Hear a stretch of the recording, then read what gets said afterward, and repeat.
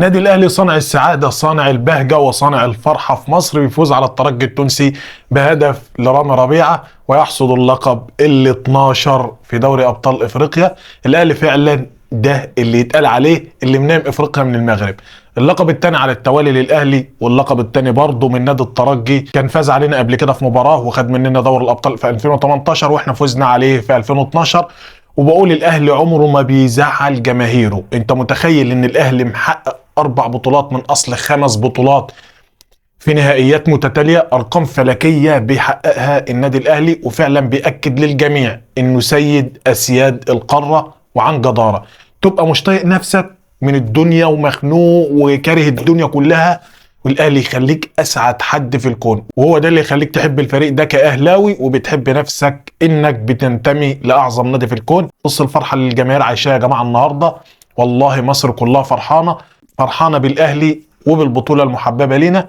الحمد لله على الفوز، والحمد لله على البطوله، والحمد لله على الاهلي، والحمد لله ان بنتمي للنادي الاهلي. عاوز يعني جماهير الاهلي واقول لهم مبروك وفرحوا الليله دي، علشان ما عندناش وقت للفرحه الزياده.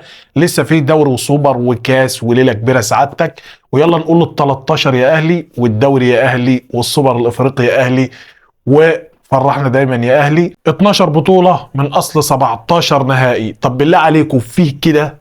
في حد كده؟ يعني مفيش وجه مقارنه بيننا وبين اي فريق في افريقيا. صن داونز يكسبنا 5، يكسبني 6، في المجموعات سيمبا يكسبني. اي حاجه ممكن تتخيلها الا انك تفقد الثقه في النادي الاهلي، ولازم تعرف انه هيفرحك وهيفرحك فرحه كبيره جدا. نروح لمصطفى شوبير. انجاز تاريخ النهارده، محافظ على نظافه شباكه للمره ال9، رقم قياسي بيحققه شوبير. وامام عاشور النهارده اول دوري ابطال ليه مع الاهلي، ووسام ابو علي كذلك.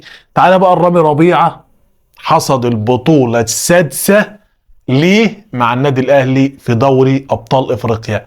يعني كلام كتير، ولو قعدت اكلمك عن ارقام الاهلي وارقام لعيبه الاهلي مش هنخلص، لان الاهلي بينافس نفسه، والاهلي بيعمل تاريخ لاي لاعب مثله على مر التاريخ. مليون مبروك للاعبي الاهلي والجهاز الفني للنادي الاهلي بقياده السويسري مارسيل كولر، ولسامي قمصان. مبروك لسامي قمصان ولميشيل يانكون مدرب الحراس الممتاز، والخالد بيبو مدير الكوره، والكل اللي شارك في حصد اللقب ال 12. ومبروك طبعا للاعب رقم 1 في الاهلي، وهو الجمهور العظيم اللي ما بيتخلاش عن فرقته في الخساره قبل المكسب. وللمره المليون مبروك النادي الاهلي اللقب ال 12. الف مبروك لكل جماهير النادي الاهلي، والف مبروك لمصر كلها. وفعلا الاهلي هو اللي مفرح مصر يا جماعه، والله العظيم النادي الاهلي هو اللي دايما مفرح مصر. اي حاجه تكون مزعلاك تبص تلاقي الاهلي بيفرحك.